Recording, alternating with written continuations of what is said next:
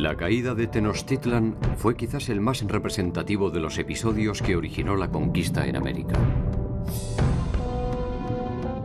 Se trató del enfrentamiento entre dos estados tecnológicamente diferenciados, pero decididamente similares en sus ambiciones imperiales.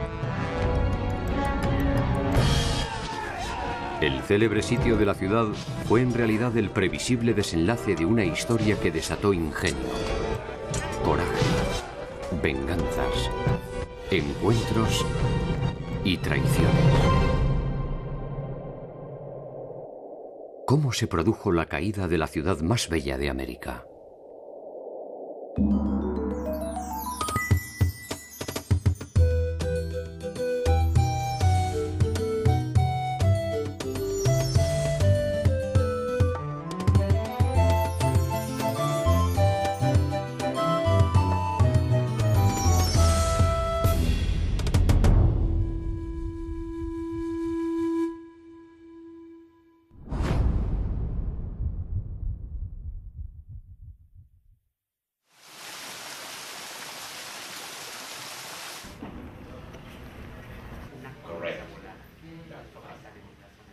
Los mexicas son conocidos históricamente como aztecas. Vivieron su esplendor en la ciudad de México Tenochtitlan y constituyen, junto a sus aliados Texcoco y Tlalcopán, la potencia hegemónica más importante de Mesoamérica hacia el 1500. Los límites de su territorio, sin embargo, resultaban algo imprecisos.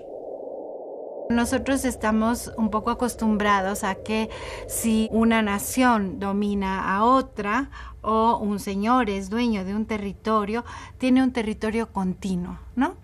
Y en el caso del México antiguo era muy diferente. En un determinado territorio podía haber poblaciones que dependían, uno de Texcoco, otro de Tlalcopán y otro de Tenochtitlan.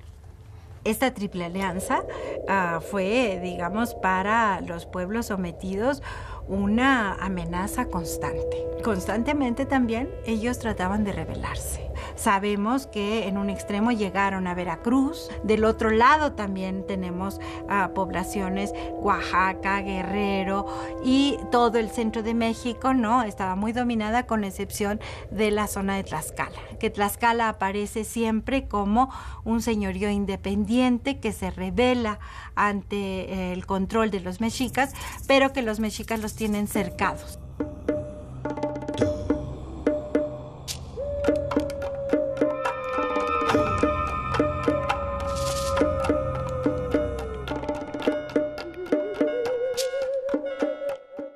El líder supremo de los aztecas se conocía bajo la denominación de Huey Tlatoani, y no había evento, por pequeño que fuera, que le pudiera ser desconocido dentro de los siempre imprecisos límites de su territorio. Más allá de sus ejércitos, la muestra más contundente del poderío mexica fue, sin lugar a dudas, la ciudad de Tenochtitlan.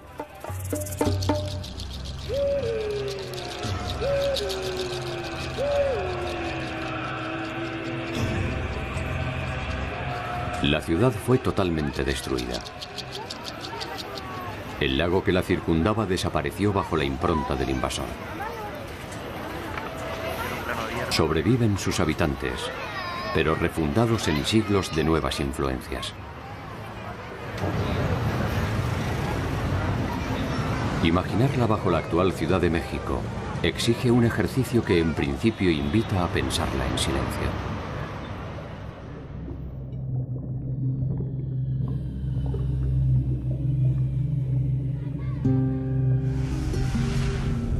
Durante el día crepitarían los fuegos en los patios de los hogares. El olor del humo se escurriría entre sus calles y canales. Los pájaros se presentarían alertas en los alrededores de huertos y sembradíos.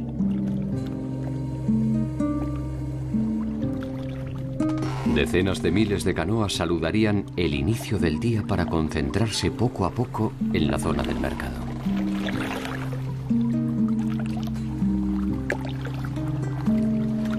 Los remos golpearían las aguas. Las aguas chocarían contra los puentes y los diques que delimitaban cada una de las parcelas.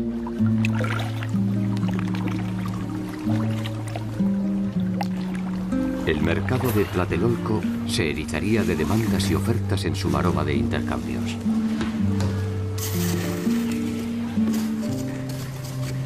Hacia el atardecer, el sonido de los tambores de Quetzalcóatl anunciaba el final del día. Las canoas se replegaban a sus casas y el silencio se apoderaba de la ciudad, dejándola a merced del oleaje aquietado. Entonces, cuando el pueblo descansa, el centro ceremonial libera a los hijos predilectos de la nobleza que salen de las escuelas y caminan por entre los templos hacia sus palacios. Sus flautas suavizan la noche y liberan canciones y poesías. De la ciudad de Tenochtitlan sabemos que era un centro urbano que estaba asentado en una isla. No vivían los campesinos en la ciudad de Tenochtitlan, sino vivían los funcionarios principalmente, la nobleza.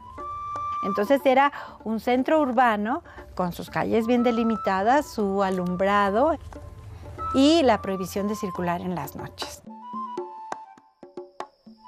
El centro ceremonial era el corazón de la ciudad. Allí, los palacios albergaban a los personajes más destacados que como tales poseían ciertos privilegios.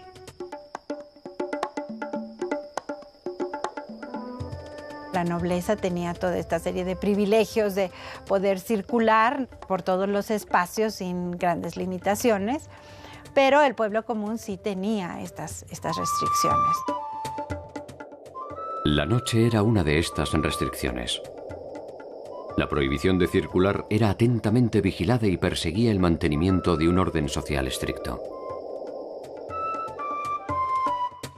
Sabemos que había todo un código de justicia y de castigos para aquellos que entraban a las casas a robar.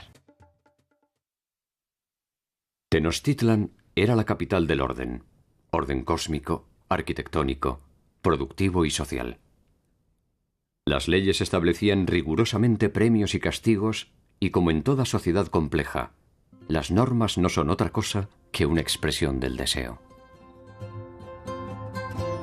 Se ha dicho que en el México prehispánico había las prostitutas. Realmente no es un término correcto. Estas mujeres en el México prehispánico tenían una función social. No eran mal vistas, eran las entrenadoras, eran las que iban a educar a los jóvenes y les iban a enseñar todas estas artes, ¿no? Entonces, no tienen esa carga negativa que nosotros en muchas partes de la sociedad se les da.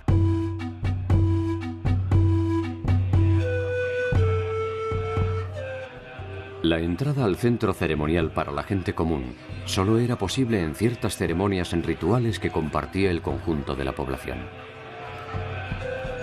No era fácil ingresar a estos espacios que estaban delimitados para la nobleza y un grupo muy selecto. Durante esas fiestas se entrelazaban la magnitud de sus templos, su diversidad social, su mística religiosa, su refinada opulencia y el severo aroma de sangre que producían los sacrificios humanos. Este ritual, pues tan fastuoso, digamos, era una manera de también tener controlada a la población, impresionada ante estas celebraciones, que cuando lograban entrar al recinto del Templo Mayor para estas celebraciones, pues debió de haber sido un espectáculo muy impresionante para el pueblo común. Los españoles describen la ciudad como les sorprende la vida y la cantidad de gente circulando, la comparan con las grandes capitales de Europa de ese momento. Era una ciudad en toda la extensión de la palabra, ¿no? Ya hablamos de que tenía sus mercados, tenía sus barrios, tenía dentro de los barrios sus templos, las casas habitación de las personas. Y uno se pregunta, bueno, si estaban en una isla, ¿cómo se abastecían de la serie de productos? Sabemos que había un verdadero movimiento de canoas. Varias de estas canoas transportaban productos que se vendían, como por ejemplo el agua.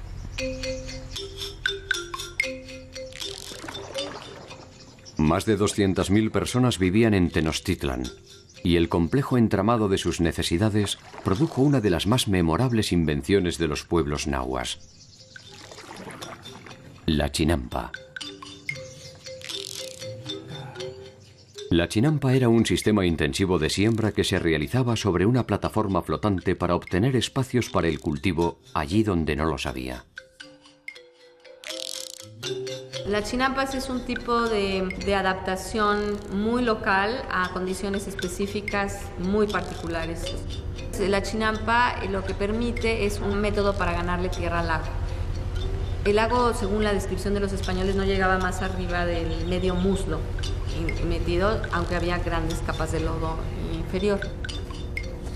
Lo que hacían los indígenas, y lo siguen haciendo, por ejemplo, en Xochimilco actualmente, es cortar vegetación natural, plagas que crecen en el lago, le llaman cinta, la cortan en la forma en que quieren hacer la chinampa, generalmente rectangular, algunas como peines, etcétera.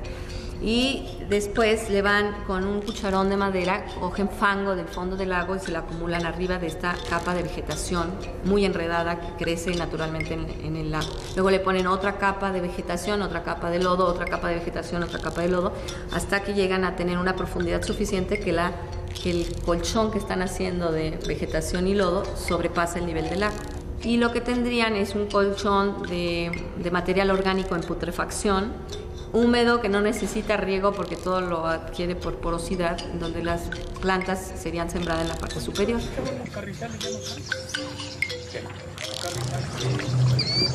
Las chinampas de Xochimilco han sobrevivido al paso del tiempo. Hoy los canales muestran la maravilla de una obra que continúa operativa. Allí siguen germinando los mismos frutos que fueron hijos de aquellos que sembraron los aztecas. Bastante, híjole. Huele muy rico. Lo que sabemos es que las chinampas al final de la época azteca ya no se dedicaban a la producción de comida, eran requeridas o para cultivos que tuvieran necesidad de altísimo índice de humedad, como el tomate, o bien para flores y para cosas que se usaban más bien en el ritual y no tanto en la primera necesidad o en la comida diaria. Uno puede imaginar esos jardines perfumando los ambientes en los templos, adornando puentes y caminos. Puede pensar en los ojos de los extranjeros subyugados por tanta belleza mientras son conducidos hasta el mismísimo Templo Mayor. De los edificios que más fascinación causó a los españoles cuando visitaron la Ciudad de México o cuando entraron a la ciudad de Tenochtitlan eran los palacios reales, que por supuesto eran las habitaciones más elaboradas de todo el imperio. Había cuartos donde se acumulaban los tributos, había cuartos donde se hacían grandes recepciones. Los aztecas no solo invitaban a los pueblos conquistados, sino también a los pueblos enemigos para mostrar todo su esplendor, el poderío que tenían y la gran capacidad de acumulación y de riquezas que concentraban.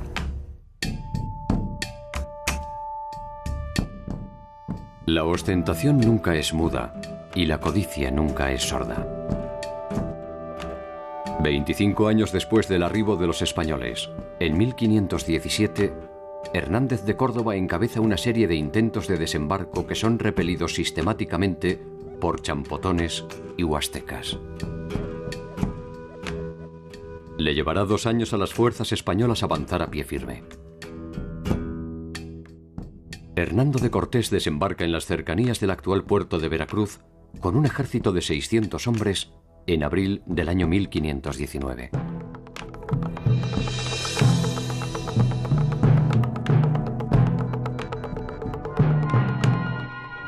El Huey Tlatoani de Tenochtitlan es un personaje legendario.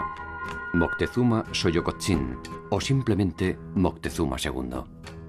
Moctezuma II es un personaje muy singular por varias cosas. Las fuentes nos dicen que él era un personaje muy religioso, que inclusive una gran parte de sus días, de su vida cotidiana, la pasaba en los recintos ceremoniales. Que además de ser un gran guerrero, esta religiosidad va a caracterizar mucho a Moctezuma II. Por eso muchas de las fuentes dicen que él pensó que esta llegada de los españoles era el regreso de Quetzalcóatl. El culto a Quetzalcóatl, la serpiente emplumada, es uno de los más antiguos de Mesoamérica. Quetzalcóatl es en ocasiones un dios, en otras un héroe y a la vez un hombre. El gran complejo de mitos de Quetzalcóatl se teje en el posclásico tardío. Estamos hablando de los últimos 200 años antes de que lleguen los europeos. Son los mexicas los que crean y bordan todo este complejo mito de Quetzalcóatl. Para ellos se apoya en una leyenda que se atribuye a los toltecas. Los toltecas desarrollaron su cultura en torno a la ciudad de Tula. Quetzalcóatl, uno de sus gobernantes, condujo la ciudad con sabiduría y rectitud y suprimió los sacrificios humanos, despertando el recelo de sus enemigos. Uno de ellos, Tezcatlipoca, convenció a la hija de Quetzalcóatl para que lo emborrachara y lo sedujera. Quetzalcóatl tiene relaciones con su hija y al despertar, lleno de vergüenza por su falta, abandona Tula y se marcha hacia el este montado en una balsa de serpientes.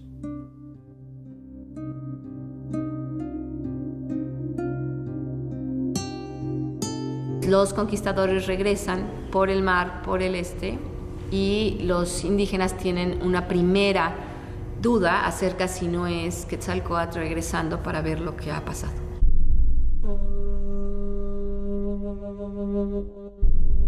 La hipótesis del regreso de Quetzalcóatl es uno de los tantos enigmas que tuvo que descifrar Moctezuma ante la presencia española en la costa del Golfo.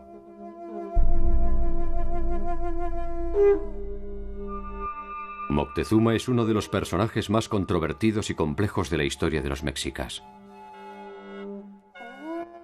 Cada uno de sus actos, al menos los memorables, adquiere una relevancia tal que puede ser presa fácil de los intérpretes de los hechos consumados.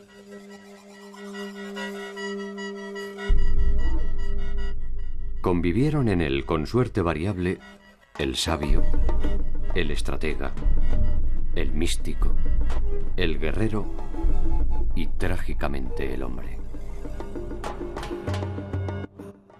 Este último fue quien debió tomar las decisiones más trascendentes. La primera de ellas, determinar quiénes eran los llegados del mar. Eran unos hombres o unos seres de cuya existencia no habían tenido ninguna noticia previa, que venían en unos barcos o ellos los llamaban casas en el agua, que ellos desconocían completamente y que de alguna manera no tenían un lugar dentro del esquema del mundo que los pudiera explicar. Moctezuma y en general los gobernantes del imperio Culhua Mexica parecen haber debatido estas diferentes opciones. Y cuando tuvieron noticias de la llegada de Cortés a las costas de Veracruz, decidieron enviar una embajada para recibir a estos recién llegados y para tratar, sobre todo, yo creo que el principal objetivo de la embajada era averiguar cuál era la naturaleza de los recién llegados. Esta embajada de incertidumbre desembocó trágicamente en la certeza española. Hernán Cortés sabía ahora que Tenochtitlan era tan poderosa como lo había imaginado, y tan rica como lo podía llegar a imaginar. Los embajadores llevaban equipo, o iban equipados para resolver este dilema. Por un lado, llevaban una serie de regalos que eran trajes de diferentes dioses. Y además llevaban regalos propios para hombres. les presentaron víctimas sacrificiales, porque en la creencia mesoamericana los dioses se alimentaban con el corazón de las víctimas sacrificiales. Y los españoles se negaron a que se realizara el sacrificio y se negaron a comer el corazón. Sobre todo, bueno, lo que más les interesó a los españoles fue el oro que venía contenido en varias de las máscaras y de las ofrendas que les llevaron. Recibieron todos los regalos, pero no los recibieron de una manera que fuera comprensible para los mexicas dentro del esquema que ellos habían construido para explicar a los españoles. No eran ni tan hombres ni tan dioses. La embajada solo produce más confusión a Moctezuma y a la nobleza mexica. Lo que sucedió es que la élite gobernante mexica se dividió. Al Moctezuma y la gente cercana a él pensaban que los españoles eran probablemente dioses, o si no, seres muy poderosos, hombres muy poderosos que podían destruir a los mexicas. Y por lo tanto lo que buscaron fue una estrategia de negociar con ellos y de procurar evitar una confrontación directa con los españoles. Mientras que desde un principio hubo otros sectores de la élite mexica que consideraron que eran hombres y que por lo tanto podrían ser vencidos militarmente por los mexicas, que después de todo eran la mayor potencia militar. ¿Fue Moctezuma un traidor a su pueblo? ¿Fue acaso un repentino cobarde? ¿Previó quizás el final fatal e irreversible que se avecinaba e intentó un camino menos obvio que el de la simple violencia?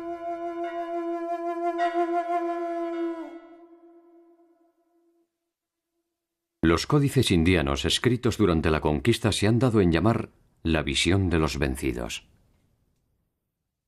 Allí se refiere la aparición de una serie de presagios funestos que se manifestaron desde 10 años antes de la llegada de los españoles. En ocasiones, los presagios sirven para anticipar lo que vendrá. En ocasiones, para intentar dar una respuesta a lo que está pasando. Si esto fue así, es probable que el mismo Moctezuma o sus augures hayan sido los creadores de los propios fantasmas que los devoraron.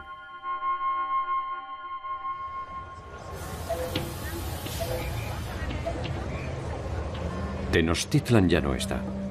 Entender las razones de su caída es volver a pensar en los hechos, intentando poner en duda algunas verdades absolutas.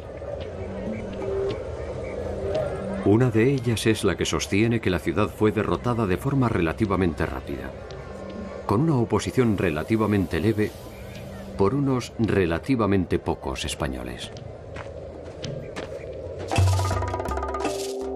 Las fuerzas españolas están instaladas en Veracruz. 433 kilómetros los separan de los dilemas de Moctezuma. Tenochtitlan se rendirá 2 años y 4 meses después. 433 kilómetros en algo menos de 840 días. Es algo así como medio kilómetro diario. Las comparaciones son odiosas. Quizás por eso siempre conservan su atractivo. Un tiempo similar le tomó a los ejércitos de Aníbal situarse a las puertas de Roma. Apenas un año a la Francia imperial para llegar a Moscú. Solo 40 días a la Alemania nazi para ocupar París. Y solo 20 días a los Estados Unidos para empezar a saquear Bagdad.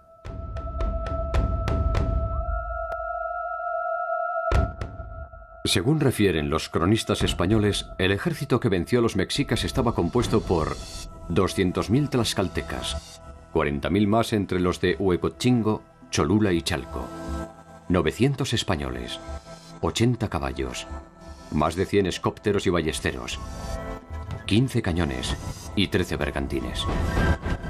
Estas cifras de ninguna manera podrían ser interpretadas como un pequeño grupo de hombres, sino como lo que eran: un poderoso ejército.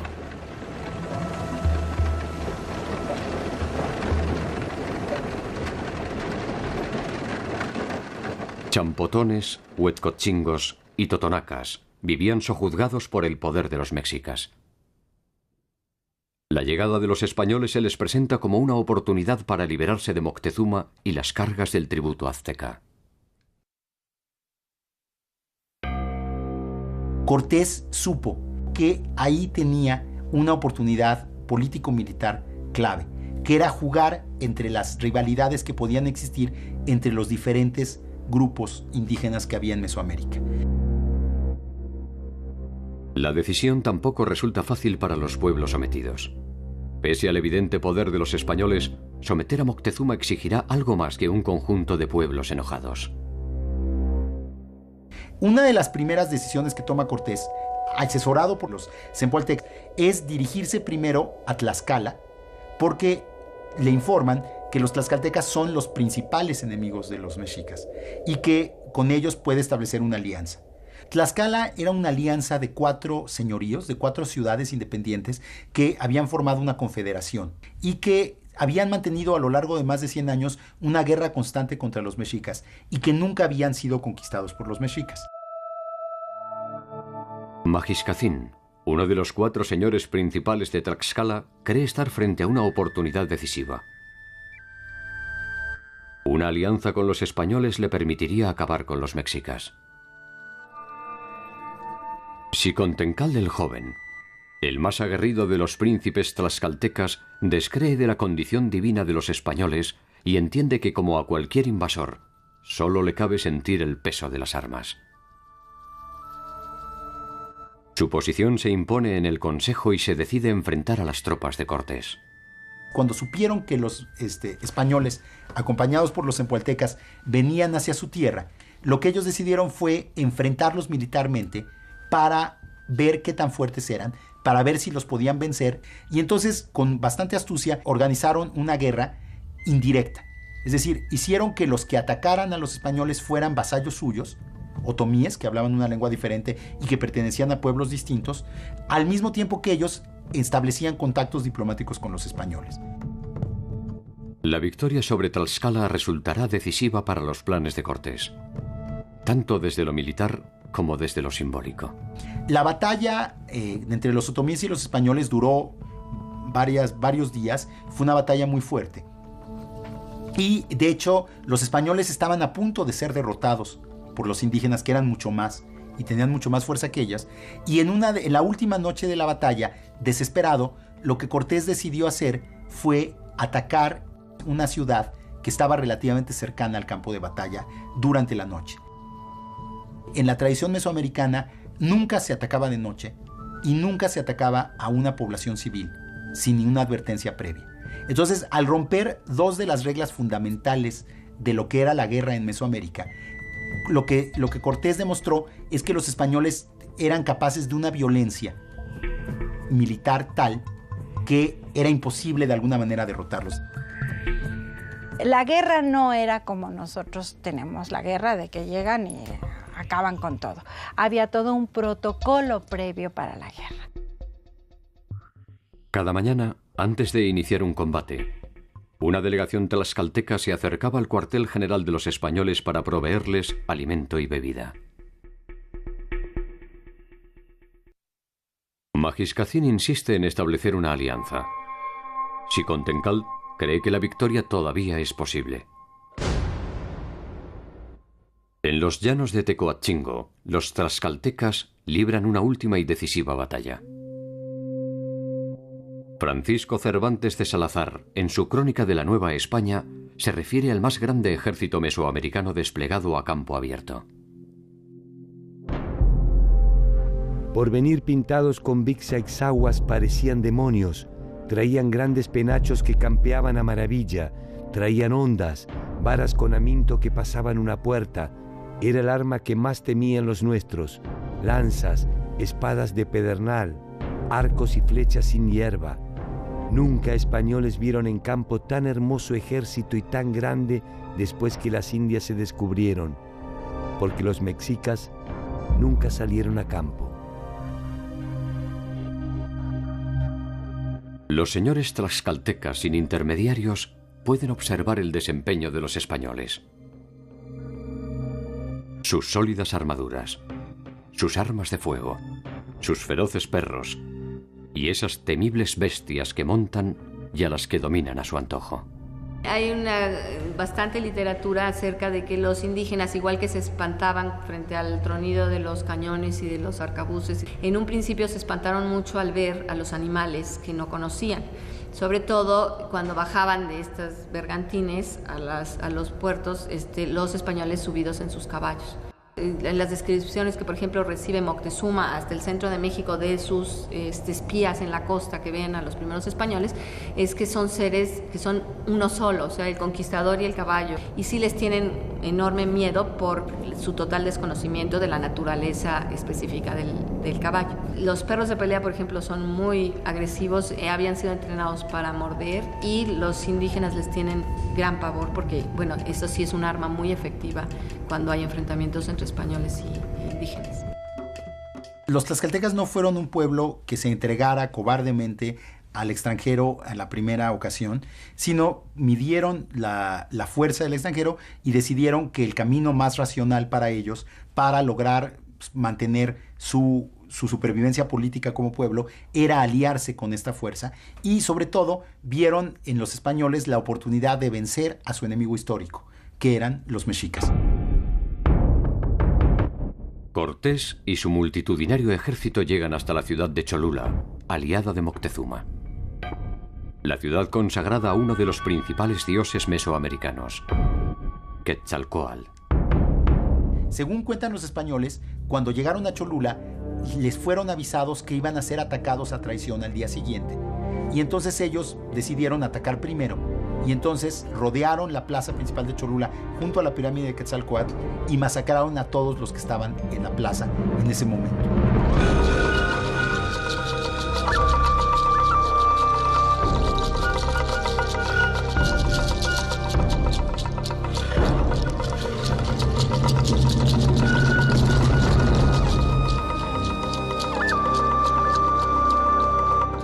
No sabemos cuántos fueron los muertos, deben haber sido centenares, inclusive millares de personas, pero el impacto psicológico de esta matanza en un santuario, en el principal santuario de Mesoamérica, fue brutal en toda la tierra.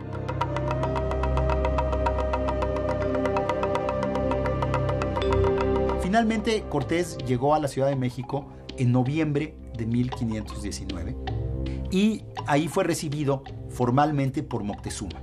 Las descripciones que tenemos del encuentro son ambiguas. Según las crónicas indígenas, Moctezuma recibió a Cortés como un visitante distinguido y lo invitó a pasar a su ciudad. En cambio, Cortés afirma claramente que Moctezuma se sometió formalmente a los españoles en el momento de recibirlos. No hay indicios claros de que Moctezuma y los mexicas se hayan sometido a los españoles de esa manera, porque realmente no tenían razón para hacerlo. Moctezuma debería afrontar en el encuentro la primera de las afrentas personales.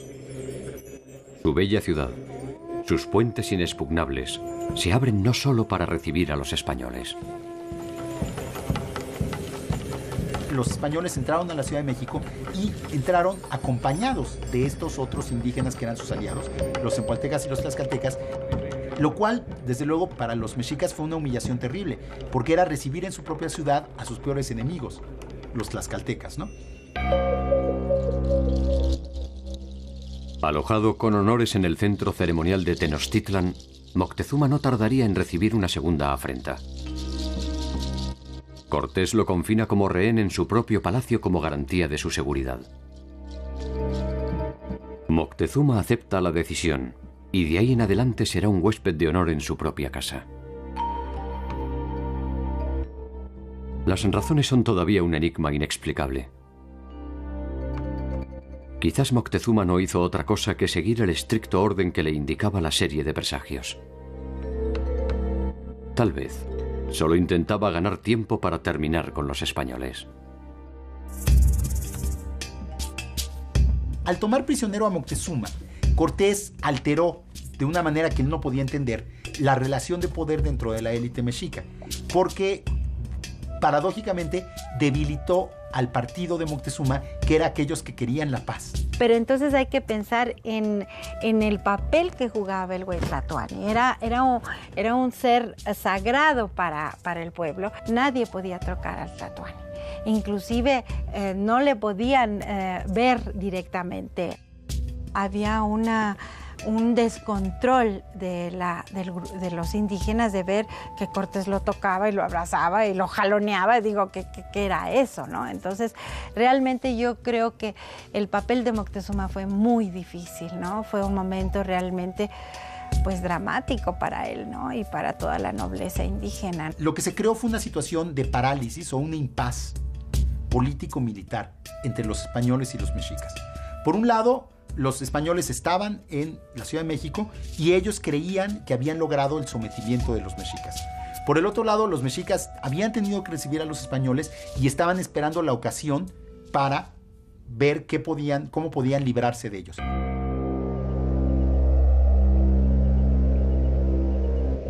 La casualidad ofrece a veces oportunidades que ni siquiera el deseo puede imaginar.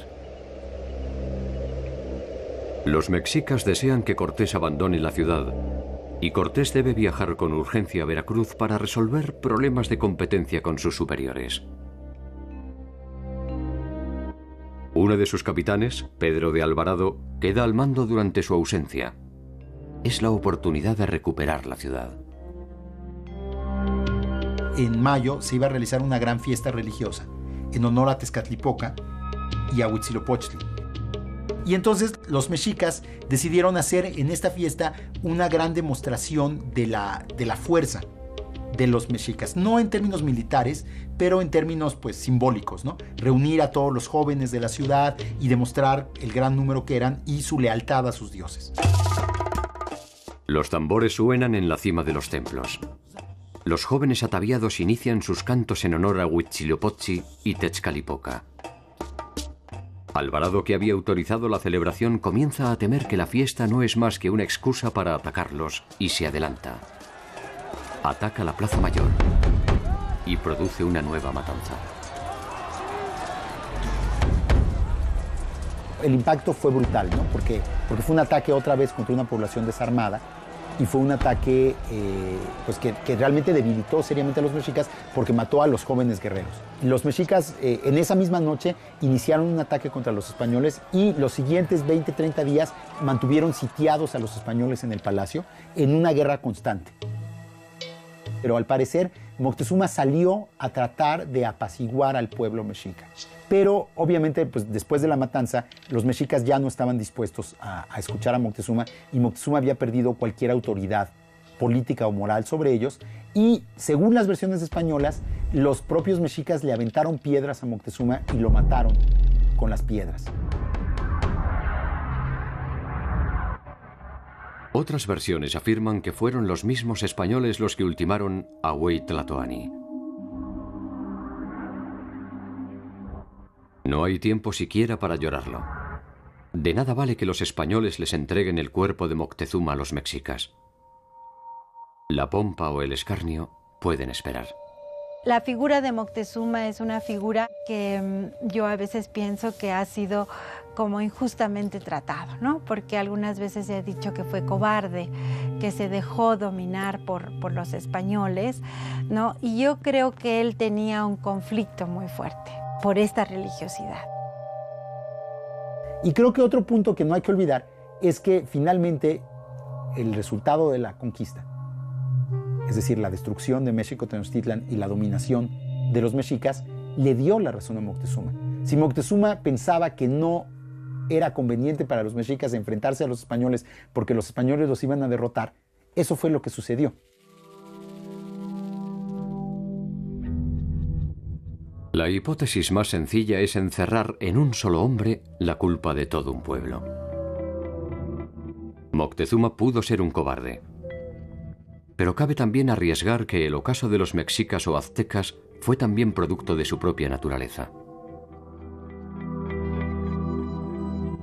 Suponer que los recién llegados no habrían de seducir a Moctezuma es reducir la historia mexica a una simple trama de miedos y de traiciones.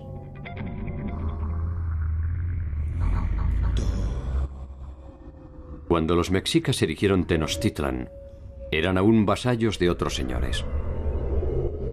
Escondiendo su modesto pasado, reescribieron su historia, adquiriendo parte del ropaje de las culturas que los precedieron. Fueron un poco mayas, un poco toltecas. Fueron teotihuacanos y también olmecas.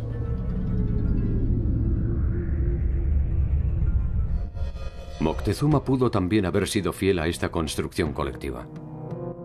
Quizás solo quiso aprender, vencer y cambiar, tal cual lo hicieron los antiguos tlatoanis. No sabremos jamás si solo esperaba reescribir su propio tiempo. Más allá del día final, su cuerpo vuela lleno de dudas hacia las profundidades del inframundo, mientras su pueblo recupera la memoria histórica, se despoja de su vano oropel y se entrega a la muerte heroica.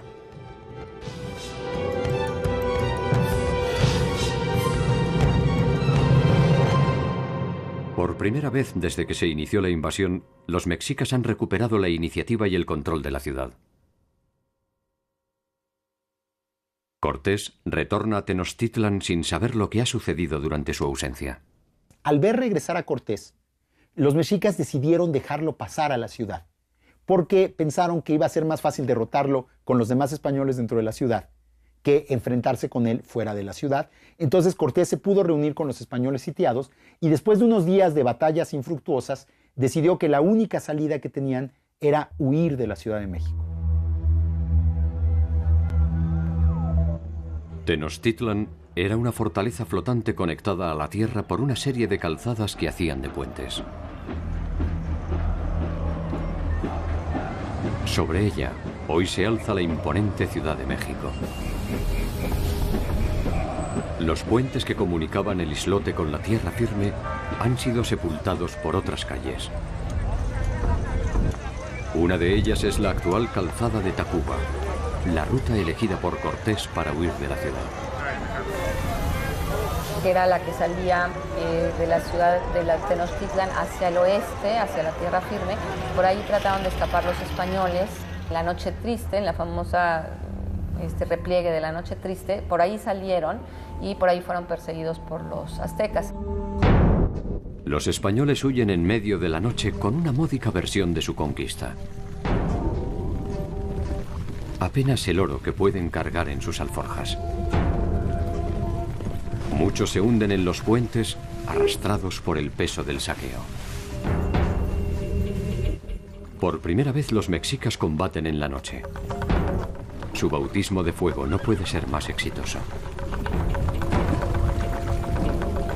Casi la mitad de los invasores mueren en la retirada. A duras penas, los supervivientes abandonan Tenochtitlan perdiendo en el camino casi todo lo robado.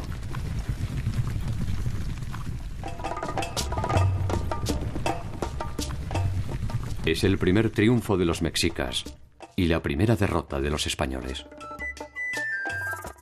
Cortés deja en el camino, sin distinción de raza ni credo, unificados por el tenue tono de la muerte, a más de 600 españoles, algunos miles de sus aliados y medio centenar de caballos. Huitzilopochtli, el dios de la guerra, tiene al fin su noche feliz. Su templo se regará con la sangre del invasor. Es un día de fiesta.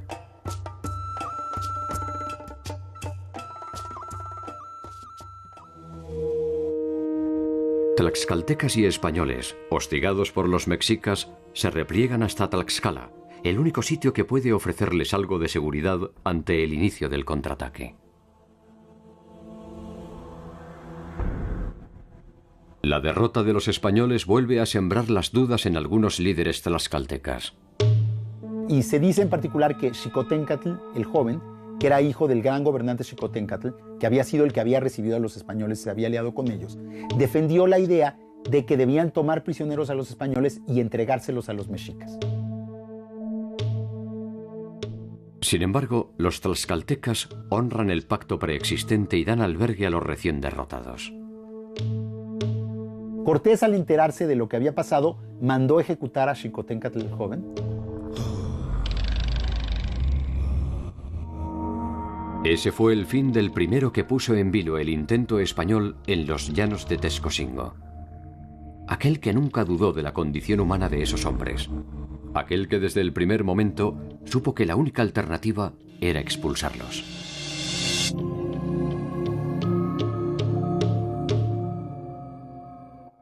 Paradoja del destino. Su bandera sería alzada en Tenochtitlan por Cuauhtémoc, el último Huey Tlatoani de los mexicas. Cuauhtémoc sabe que Cortés regresará. Lo sabe entre otras cosas porque él tampoco renunciaría a una conquista. Sus primeros pasos tienen que ver con el aprovechamiento del impacto de su reciente victoria. Las cabezas de los españoles vencidos y las de sus caballos se pasean por los señoríos de la región como prueba de la reciente vulnerabilidad de los invasores. En Tenochtitlan, Cuauhtémoc manda construir más de 6.000 canoas para resistir. Y luego buscaron restablecer la red de vasallajes y de alianzas que sostenían su imperio. Y para lograr eso, pensaron que lo mejor era ofrecerles a sus vasallos unas mejores condiciones. O sea, digamos que buscaron volverse a ganar la lealtad de los vasallos ofreciéndoles una reducción en tributos y unos mejores términos de gobierno, digamos. Esto, paradójicamente, lo que hizo, en vez de fortalecerlos, fue debilitarlos. Al negociar nuevos términos con sus vasallos, lo que demostraron fue una debilidad que terminó por afectarlos. En Tlaxcala, mientras tanto, se prepara una nueva incursión definitiva a Tenochtitlan. Cortés se propone un ataque masivo y utiliza el tiempo disponible para prepararse. 10 meses después estará de regreso con 13 bergantines y más de 200.000 hombres fuertemente pertrechados para iniciar el sitio. Otra cosa que afectó seriamente a los mexicas fue que se esparció por Mesoamérica la primera de las grandes epidemias venidas de Europa. La viruela era desconocida en Mesoamérica y los indígenas no poseían defensa contra el virus. En un alarde democrático, atacó indiscriminadamente tanto a mexicas como a tlaxcaltecas. Estos últimos, al menos, contaban con la experiencia española para intentar entender lo que pasaba. Para los mexicas, era otra señal desconocida, aciaga y estremecedora, que se abatía sobre su presente. Entonces, realmente, para cuando se inicia el sitio de la Ciudad de México en mayo de 1521, los mexicas están ya políticamente vencidos. Lo único que resta es derrotarlos militarmente, y esto es lo que va a ser la última gran batalla de la toma de la Ciudad de México, que durará 3 meses. Cuauhtémoc recibe los primeros ataques en 3 puntos simultáneos. Los bergantines distraen las acciones de sus canoas. Los mexicas destruyen los puentes que permiten el ingreso a la ciudad. Los españoles los reconstruyen durante la noche. Los nombres de Xilacatzin, Soyexin y Temoxin, héroes de aquellas sangrientas jornadas, resisten aún los intentos de la historia que insiste en sitiarlos en el anonimato. Un ataque comandado por el propio Cortés es repelido y 50 españoles se suman a los 15 que ya fueron tomados prisioneros. Durante la noche los españoles son sacrificados. Sus gritos retumban en el cielo de Tenochtitlan y llegan hasta donde intentan dormir las dudas de los enemigos. La esperanza de una victoria breve se aquieta y el invasor espera que la ciudad se consuma por sí sola. La provisión de agua ha sido cortada y no hay cómo abastecerlos de alimentos. La peste se expande entre los canales y los muertos se amontonan en las calzadas.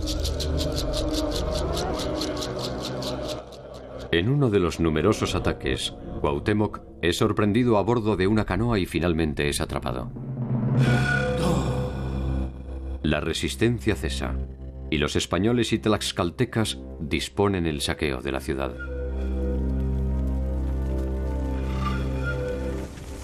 En el día final la ciudad era un depósito de cientos de miles de cadáveres.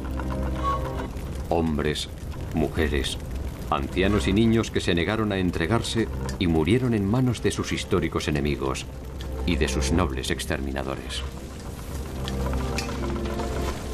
Más de 80 días sin agua, sin comida y sin tregua, combatiendo a matar o morir, rechazando cualquier propuesta de capitulación, hasta el día en que nada quedara para capitular.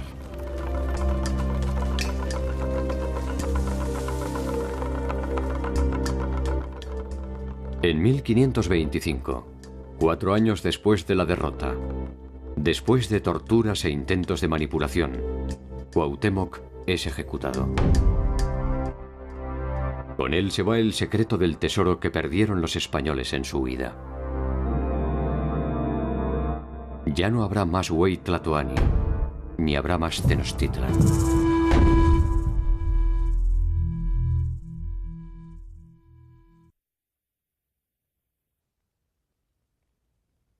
La hipótesis de un breve paseo del invasor sobre un territorio que se doblegaba sin hostilidad es a todas luces una conveniente invención que beneficia a todos los interesados.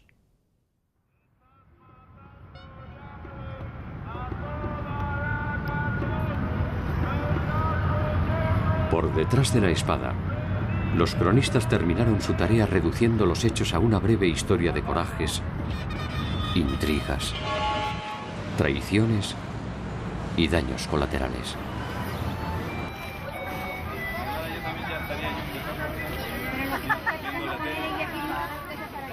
Sobre los restos de la ciudad cautiva se levantó una nueva menos cautivante.